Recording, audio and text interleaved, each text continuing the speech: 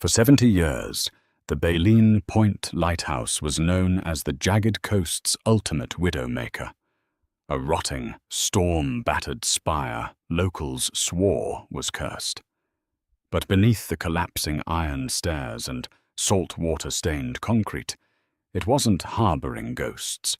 It was hiding a $50 million secret that someone was willing to kill for. The locals of Port Alister, Maine, didn't just hate the Baleen Point Lighthouse. They feared it. Sitting at the edge of a treacherous peninsula known as the Devil's Jaw, the structure had been abandoned since 1954. By October 2018, it was less a beacon of safety and more a decaying monument to tragedy. It had earned the moniker the Death Trap after a section of its lantern room collapsed in the late 90s, critically injuring 2 trespassing teenagers. Since that day, the town council had chained the rusted doors, wrapped the perimeter in barbed wire, and waited for the Atlantic Ocean to claim it. But the ocean was too slow for Vincent Gallagher. Gallagher was a third-generation real estate developer with a reputation for bulldozing historical nuances to make way for glass-fronted luxury eco-resorts. He had finally purchased the jagged peninsula from the state for pennies on the dollar, citing a civic duty to remove the hazardous structure. He had the demolition permits signed, the wrecking ball fueled, and the explosives prepped. In exactly 72 hours, the Baleen Point Lighthouse was scheduled to be reduced to dust and rubble. Enter Harrison Cole. Harrison was a 42-year-old architectural preservationist who specialized in maritime structures. He was a man who preferred the company of dusty blueprints and decaying masonry to actual people. Just 4 days before the scheduled demolition, Harrison received a frantic, highly lucrative commission from an anonymous maritime heritage trust in Boston. His mandate was simple but nearly impossible. Get inside the death trap, conduct a comprehensive structural and historical survey in 3 days, and find a reason, any reason, to file an emergency injunction to halt the demolition. When Harrison first arrived at Baleen Point, the sheer danger of the site was staggering. The wind howled off the grey Atlantic, violently rattling the rusted iron cupola at the top of the tower. The masonry was weeping thick lines of salt and calcium, looking like white scars against the blackened brick. The air smelled of ancient guano, iodine, and wet decay. "You've got a death wish, Mr. Cole," the local sheriff muttered as he unlocked the heavy chains for Harrison. "You step on the wrong floorboard in there, you'll drop 80 feet into the basement, and the basement is just ocean." Armed with a high-lumen flashlight, a climbing harness, and a laser measuring module, Harrison stepped into the cavernous, echoing dark of the lighthouse. The sheriff wasn't exaggerating. The spiraling cast-iron staircase that hugged the inner walls was rusted paper-thin in places. Entire sections of the steps had snapped off, leaving gaping drops into the black, churning water of the sub-basement, which flooded with the rising tide. Harrison had to anchor himself to the central iron pillar just to ascend safely. But it wasn't the danger that caught Harrison's attention. It was the architecture. Later that evening, sitting in the dusty archives of the Port Alister Historical Society, Harrison pored over the original 1921 construction blueprints. He had bribed the head archivist, a sharp-eyed woman named Evelyn Frost, with a premium bottle of scotch to let him stay past closing. "You're looking at the ghost of Jeremiah Cross," Evelyn said, leaning over the massive yellowed vellum sheets. Jeremiah Cross was a name whispered with a mixture of awe and disgust in Port Alister. In the roaring 20s, Cross was ostensibly a shipping magnate, but everyone knew he was one of the most ruthless bootleggers and smugglers on the eastern seaboard. He had personally funded the construction of the Baleen Point Lighthouse in 1921. The official story was philanthropy, providing a guiding light for the treacherous waters. The unofficial story was that Cross wanted a private watchtower to guide his own black market frigates through the coastal fog, bypassing the Coast Guard. Harrison traced a finger over the intricate ink lines of the blueprint, his brow furrowing. He pulled out the laser measurements he had taken that afternoon and compared them to the original schematics. "Evelyn," Harrison murmured, his voice tight, "look at the foundation specifications."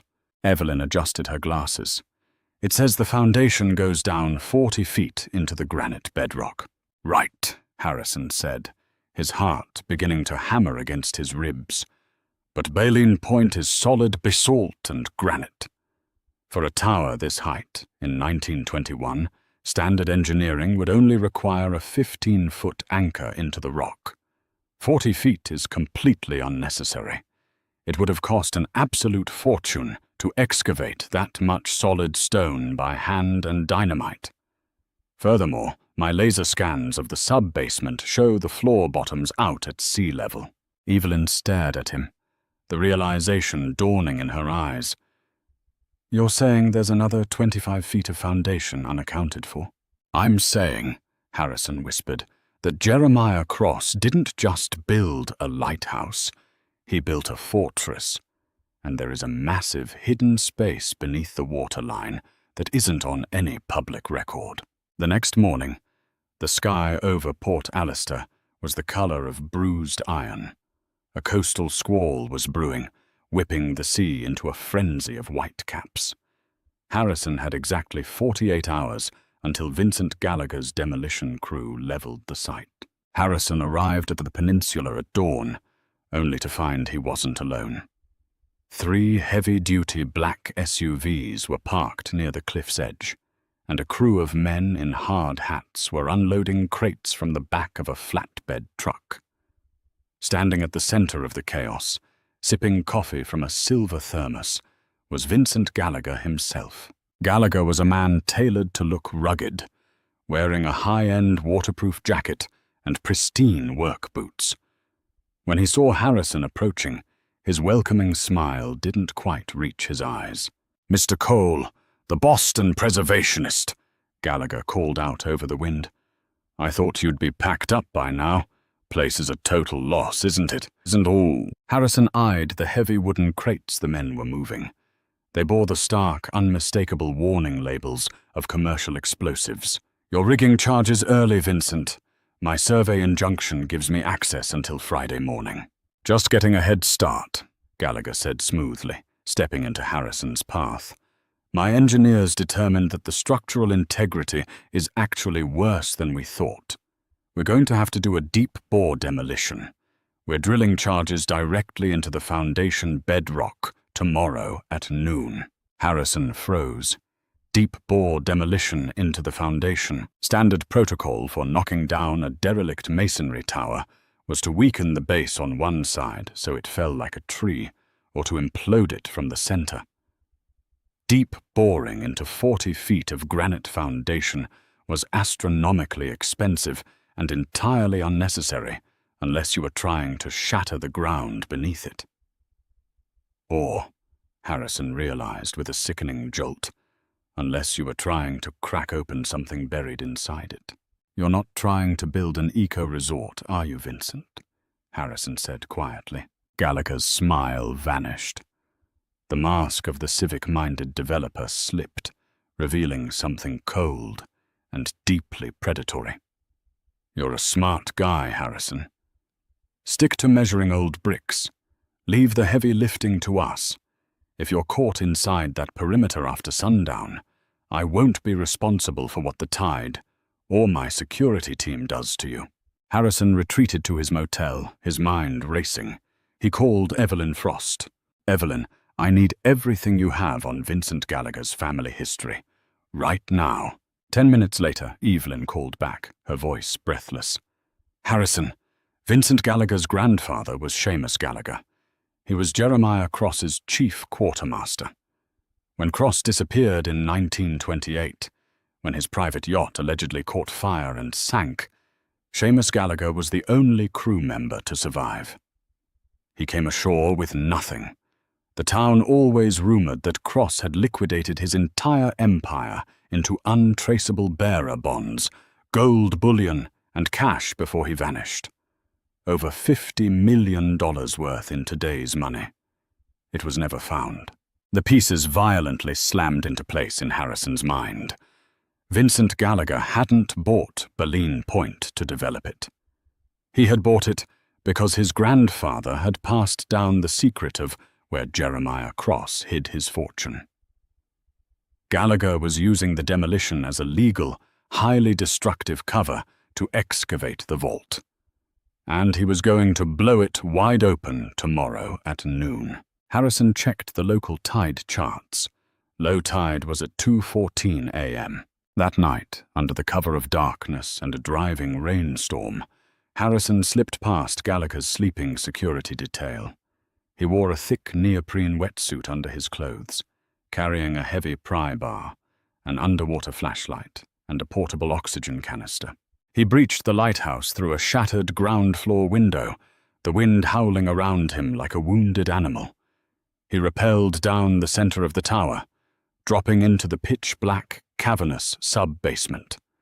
Even at low tide, the water was waist-deep, freezing and swirling with debris. Harrison waded through the murky water, his flashlight cutting through the gloom. He ran his hands along the curved granite walls, referencing the mental map of the blueprints. 40 feet deep. It has to be here. He found the eastern wall, the side facing the open ocean. Unlike the rest of the basement, which was built with massive, irregular granite blocks, a 10-foot section of the wall was covered in a thick layer of crumbling mortar and a century's worth of hardened barnacles.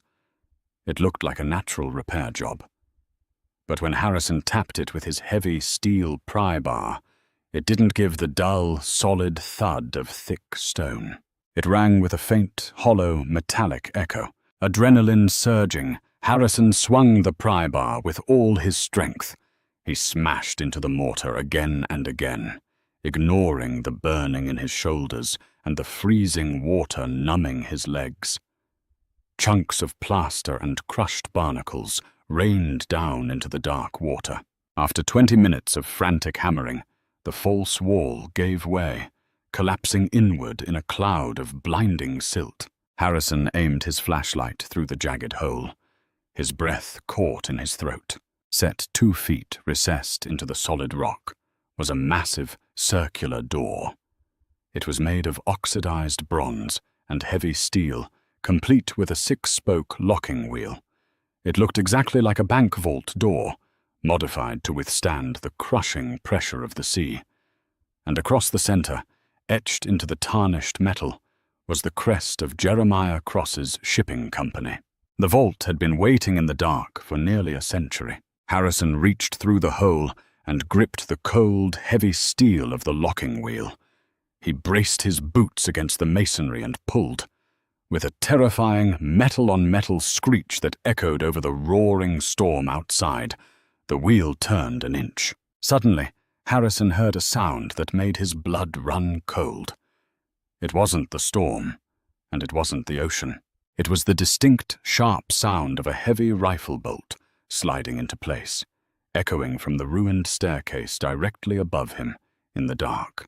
"I warned you about the tide, Mr. Cole." Vincent Gallagher's voice floated down from the shadows. "Now step away from my inheritance." Harrison froze, the freezing salt water lapping at his waist, his hands still gripping the rusted spokes of the vault door. He slowly turned his head. Standing on the jagged remains of the iron staircase, 20 feet above the flooded floor, was Vincent Gallagher. The beam of Harrison's flashlight caught the cold, metallic glint of a high-powered hunting rifle. Holding the weapon was a massive, scarred man in a yellow slicker. Gallagher's head of security, a man named Boyd. Gallagher himself stood just behind Boyd, holding a heavy-duty waterproof halogen lantern that flooded the cavernous sub-basement with blinding, clinical white light. "You're trespassing on private property, Harrison," Gallagher shouted over the roar of the Atlantic storm outside. "And you're meddling in family business. I suggest you keep turning that wheel." "You're insane, Vincent," Harrison yelled back, squinting against the glare. "The storm surge is pushing the tide in faster than the charts predicted. This sub-basement is going to be completely underwater in less than 40 minutes. If we don't get out of here, we're going to drown." Gallagher laughed, a thin, humorless sound that echoed off the weeping granite walls. "We aren't drowning. Boyd and I are standing 20 feet above the waterline. You, however, are in the drink. Now, my grandfather spent 50 years trying to figure out a way to bypass the state and get down here, but he died before he could secure the land rights. I paid millions to buy this peninsula. I bought the politicians, I bought the permits, and I am not leaving without what belongs to me. Open the door, Cole, or Boyd puts a bullet in your kneecap, and we wait for the water to finish you off." Harrison looked at the rifle, then back to the massive bronze door. He had no choice. He braced his neoprene-clad boots against the submerged masonry, took a deep breath, and threw his entire body weight into the pry bar, wedged between the spokes of the locking wheel. The ancient steel groaned in protest, metal shaved against metal with an ear-piercing shriek. The internal tumblers, heavily greased and sealed from the salt water nearly a century ago, finally gave way with a massive, vibrating clank that shuddered through the entire foundation of the lighthouse. "Pull it open," Gallagher commanded, his voice cracking with feverish anticipation. Harrison hooked his fingers around the outer edge of the heavy bronze door and hauled backward. As the hermetic seal broke, a rush of stale, foul-smelling air violently expelled from the chamber, kicking up a cloud of ancient dust that mixed with the salty mist of the room. It smelled of ozone, dried leather, and something distinctly terribly sweet, the unmistakable scent of decay. The heavy door swung outward on its massive ball-bearing hinges, revealing a 10 by 10-foot chamber carved directly into the bedrock of Baleen Point. Gallagher didn't wait. He scrambled down the remaining intact steps of the iron staircase, Boyd close behind him, keeping the rifle leveled at Harrison's chest. They waded into the freezing water, Gallagher's eyes wide with a manic, obsessive hunger as he shined his lantern into the dark vault. Inside, the truth of Jeremiah Cross's legendary fortune was laid bare. Stacked against the back wall were dozens of heavy, lead-lined wooden crates. The wood had partially rotted away in the damp air, revealing the contents, neat, gleaming stacks of gold bullion, stamped with the insignias of 1920s European refineries. Beside them sat rows of waterproof, wax-sealed brass canisters, the type used to transport sensitive maritime documents, undoubtedly filled with the millions of dollars in untraceable bearer bonds Evelyn had mentioned. "He was telling the truth," Gallagher whispered, dropping his lantern slightly, mesmerized by the glint of the gold. "Seamus wasn't lying. It's all here. It's all mine." But Harrison wasn't looking at the gold. His flashlight beam was locked onto the center of the vault floor. Sitting in a rusted, high-backed leather chair was a human skeleton. The remains were clad in the tattered, moth-eaten ruins of a bespoke 1920s tuxedo. The skull slumped forward, resting on a heavy oak table bolted to the floor. In the skeleton's bony fingers, clamped with a death grip that had endured for almost a century, was a thick, waterproof leather satchel. Surrounding the chair were dozens of empty tin cans and a dried-up water canteen. "My God," Harrison breathed, stepping closer to the vault entrance. "That's Jeremiah Cross," Gallagher scoffed, stepping past Harrison and splashing into the vault. "Looks like the old bastard decided to lock himself in with his money when the Fed started closing in." "No," Harrison said, his analytical mind processing the scene with terrifying clarity. He shined his light on the heavy bronze door. "Look at the locking mechanism, Vincent. The massive internal deadbolts. They can only be engaged and disengaged from the outside. There is no wheel on the inside of this door." Gallagher froze, his hands hovering over a crate of gold. "Jeremiah Cross didn't lock himself in here to hide," Harrison continued, his voice barely a whisper over the crashing waves outside. "Your grandfather didn't just survive a tragic boat fire. Seamus Gallagher mutinied. He forced Cross into this vault, shut the door, and locked his own boss inside to die of starvation in the dark. He burned the yacht to cover his tracks." "Shut up," Gallagher spat, his face flushing crimson. "Seamus was a survivor. Cross was a monster who got what he deserved." "Seamus locked him in," Harrison pressed, the horrific reality of the tomb settling over him.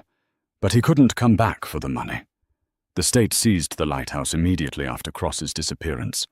Your grandfather committed murder for a fortune he could never reach." "And now I've reached it for him," Gallagher roared. He grabbed one of the heavy gold bars, shoving it into a heavy canvas duffel bag he had slung over his shoulder. "Boyd, keep your gun on him. I'm going to load as much of the bullion as I can carry. We'll use the deep-bore explosives tomorrow to blow the rest of the foundation and dredge the rest up from the rubble."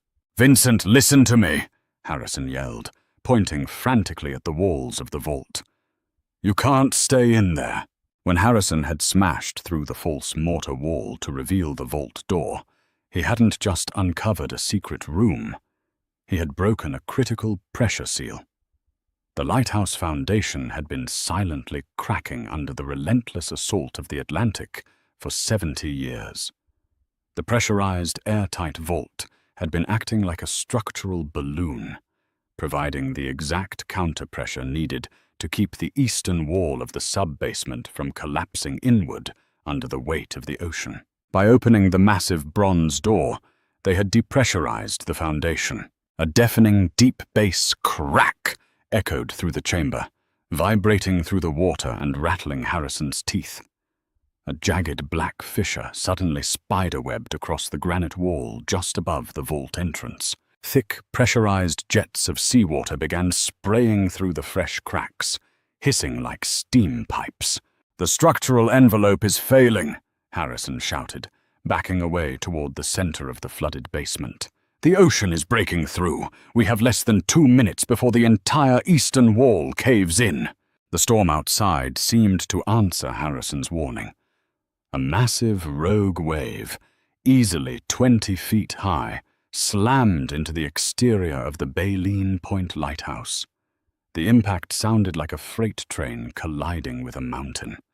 The entire 80-foot tower shuddered violently, raining centuries of rusted iron flakes and brick dust down upon them. The black fissure above the vault ripped wide open. The Atlantic Ocean didn't just leak in, it exploded into the room. A torrent of black, freezing water blasted through the compromised granite, hitting the flooded floor with the force of a fire hose. The water level in the sub-basement instantly surged from waist-deep to chest-deep. Panic erupted. Boyd, standing on the rusted remnants of the iron staircase, lost his footing as the structure swayed. He wildly fired the rifle in shock. The thunderous gunshot ricocheted off the stone, and the high-caliber bullet shattered one of the cast-iron support struts, holding the stairs to the wall. With a metallic scream, the entire lower section of the staircase sheared off. Boyd plummeted into the churning, rising water with a heavy splash, the heavy slicker and boots immediately pulling him under. "Boyd!" Gallagher screamed from inside the vault. He dropped the duffel bag of gold and lunged for the door. But the sheer volume of water violently pouring into the sub-basement was creating a massive undertow, pulling the ocean into the dry vacuum of the vault. The water rushed past Gallagher's legs, knocking him backward into the crates of gold. Worse, The lighthouse foundation was visibly tilting. The massive bronze vault door, weighing over 2 tons, began to swing shut on its own momentum, propelled by the extreme angle of the shifting bedrock and the rushing water. Harrison was fighting for his life. The water was at his neck. He bit down hard on the mouthpiece of his portable oxygen canister, the compressed air flooding his lungs as the sub-basement became a deadly, swirling washing machine of debris, rusted metal, and violently churning seawater. Through the chaos, Harrison saw the bronze door closing. Gallagher was inside, scrambling desperately over the scattered gold bars, his hands reaching out, screaming something that was completely drowned out by the roar of the ocean. Harrison's preservationist instincts warred with his instinct to survive. If that door clicked shut, the external deadbolts would drop. Gallagher would suffer the exact same agonizing fate as Jeremiah Cross, buried alive in a watery tomb, fighting the brutal current. Harrison kicked his neoprene-clad legs, swimming hard toward the closing vault. He reached his heavy steel pry bar, still floating near where he had dropped it, and shoved it into the heavy bronze hinge just as the door was inches from sealing shut. The heavy steel bar caught. The door slammed into it with bone-shattering force, stopping just 8 inches shy of locking. Gallagher slammed against the narrow opening, his face pale with absolute terror. He couldn't fit through with the heavy canvas bag of gold strapped to his chest. He was trapped. "Drop the gold!" Harrison screamed, his voice muffled by his oxygen mouthpiece. Gallagher hesitated, his eyes wide, looking back at the millions of dollars he was leaving behind. It was a fatal second of greed. The eastern wall of the sub-basement gave way completely. A colossal slab of granite collapsed inward, and the Atlantic Ocean swallowed the room whole. Harrison was instantly violently submerged, tumbling end over end in pitch darkness. The water pressure was immense, crushing the breath from his lungs. He gripped his oxygen canister tightly, relying on his training. He oriented himself by the bubbles escaping his regulator, pointing him toward the surface. He kicked upward, his helmet scraping against the ceiling of the flooded sub-basement. He found the shattered ground-floor window he had used to enter, pulling himself through the jagged opening and out into the violent, storm-tossed surf of the open ocean.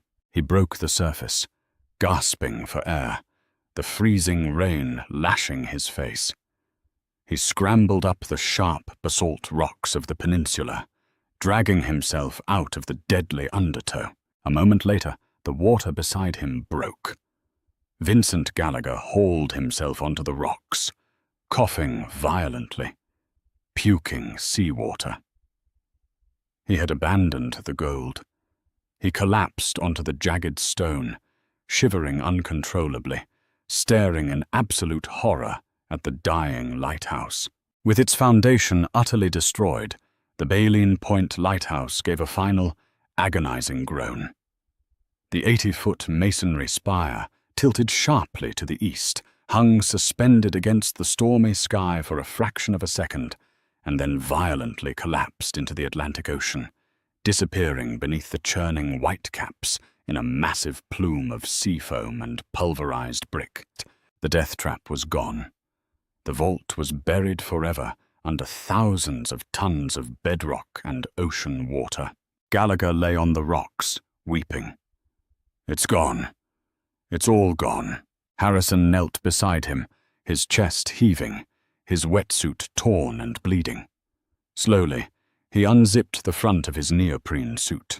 Tucked safely against his chest was the heavy, waterproof leather satchel he had snatched from the skeletal grip of Jeremiah Cross in the final seconds before the vault flooded. Gallagher stared at it, his eyes widening. "Give me that. That's mine." He lunged weakly, but Harrison easily shoved him back against the wet rock. "This isn't bearer bonds, Vincent," Harrison said, his voice cold and steady. "And it's certainly not yours."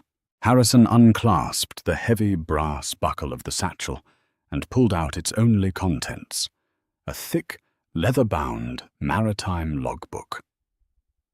Despite being entombed for nearly a century, the waterproof satchel had kept it perfectly dry.